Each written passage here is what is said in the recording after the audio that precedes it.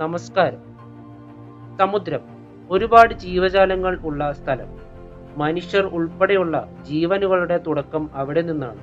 ഭൂമിയുടെ 70% സമുദ്രമാണ്.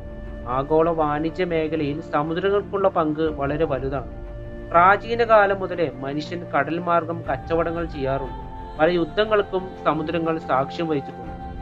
ഇന്ന് ഞാൻ സംസാരിക്കാൻ പോകുന്നത് കടലിൽ രൂപം കൊണ്ട ഒരു പാലത്തെ പറ്റിയാണ്, രാമസേതു. അപ്പൊ നേരെ വീട്ടിലേക്ക് പോകാം.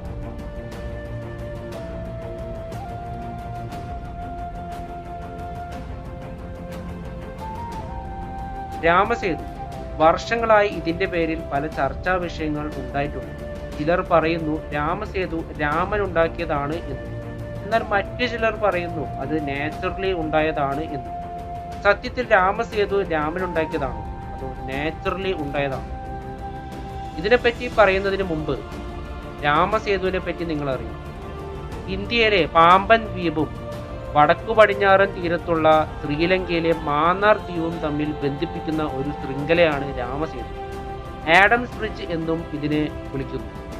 ഏകദേശം 30 കിലോമീറ്ററാണ് ഇതിന്റെ നീളം. ഇനി നമുക്ക് പുരാണത്തിലേക്ക് പോകാം. രാമായണത്തിലെ ഒരു പ്രധാന ഭാഗമാണ് രാമസേതു. രാമായണത്തിൽ രാവണൻ തട്ടിക്കൊണ്ടുപോയ സീതാദേവിയെ രക്ഷിക്കാനായി ലങ്കയിൽ എത്തിച്ചേരാനായി ശ്രീരാമന്റെ നേതൃത്വത്തിൽ ഹനുമാന്റെ വാനരപ്പട നിർമ്മിച്ച ഒരു പാലമാണ് രാമസേതു. രാമനാമം ആലേഖനം ചെയ്ത ഫ്ലോട്ടിംഗ് സ്റ്റോൺസ്, അതായത് പൊങ്ങിക്കിടക്കുന്ന കല്ലുകൾ കൊണ്ട് ഉണ്ടാക്കിയതാണ് ഈ പാലം എന്ന് പറയുന്നു. അതുകൊണ്ട് തന്നെ ധാരാളം വിശ്വാസികൾ ഇവിടെ വരാറുണ്ട്. പല ആചാരങ്ങളും ആഘോഷങ്ങളും ഇവിടെ വെച്ച് നടക്കാറുണ്ട്.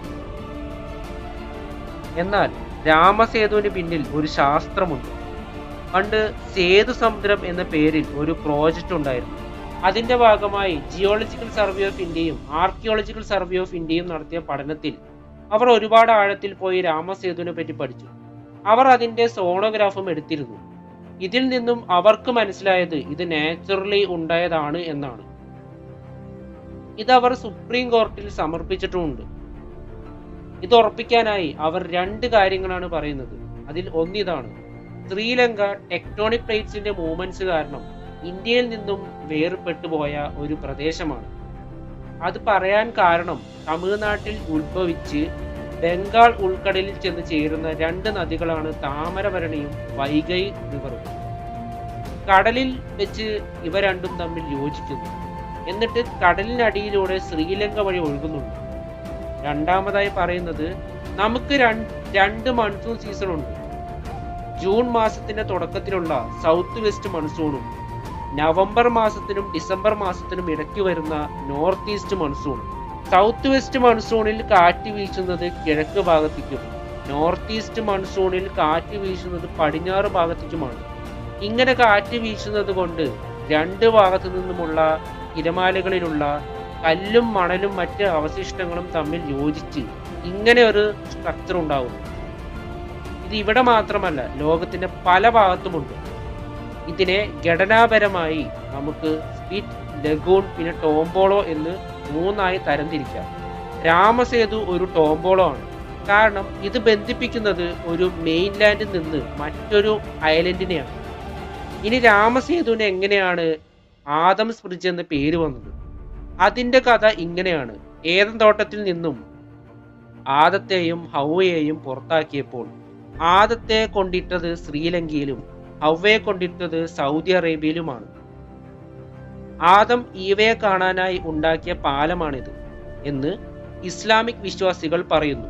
ഇനി രാമസേതുവിലുള്ള പൊങ്ങിക്കിടക്കുന്ന കല്ലിന്റെ രഹസ്യം എന്താണ്? ഇതിനെ പ്യുമൈസ് റോക്സ് എന്നാണ് വിളിക്കുക. ഇതൊരു അഗ്നിപർവ്വത കല്ലാണ്. അതായത് അഗ്നിപർവ്വതം പൊട്ടിത്തെറിച്ചുണ്ടായ കല്ലുകളാണത്. അതിന്റെ സ്ട്രക്ചർ നിങ്ങൾ തന്നെ നോക്കൂ. ഒരുപാട് സുഷിരങ്ങളുണ്ട്. മാത്രമല്ല ഇതിന് വെള്ളത്തെക്കാൾ ഡെൻസിറ്റി കുറവാണ്. ഈ സുഷിരങ്ങൾ ഉള്ളതുകൊണ്ടും ഡെൻസിറ്റി കുറവായതുകൊണ്ടും ഇത്തരം കല്ലുകൾ വെള്ളത്തിൽ പൊങ്ങിക്കിടക്കുന്നു. അപ്പോൾ ഇതൊക്കെയാണ് രാമസേതുവിന്റെ വിശേഷങ്ങൾ. ഇതിനെപ്പറ്റി നിങ്ങൾ റിസർച്ച് ചെയ്താൽ ഇനിയും നിങ്ങൾക്ക് ഒരുപാട് കാര്യങ്ങൾ മനസ്സിലാക്കാൻ സാധിക്കും. ഞാൻ വിശ്വസിക്കുന്നത് രാമസേതു ഒരു നാച്ചുറൽ മെയ്ഡ് ആണ് എന്നാണ്. നിങ്ങൾ എങ്ങനെയാണ് വിശ്വസിക്കുന്നത് എന്ന് കമന്റ് ബോക്സിൽ പറയൂ. ഇവിടെ ഞാനൊരു വിശ്വാസത്തിനും എതിരല്ല. രാമസേതു രാമൻ ഉണ്ടാക്കിയതാണ് എന്ന് വിശ്വസിക്കുന്നവർ അങ്ങനെ വിശ്വസിക്കട്ടെ. അതിന് ഞാൻ ഒരിക്കലും ചോദ്യം ചെയ്യുന്നില്ല. ഞാൻ ഇവിടെ പറഞ്ഞത് ശാസ്ത്രീയപരമായ കാര്യങ്ങളാണ്. ഇത്രയും പറഞ്ഞുകൊണ്ട് എൻ്റെ വീഡിയോ ഇവിടെ നിർത്തുന്നു. നന്ദി, നമസ്കാരം.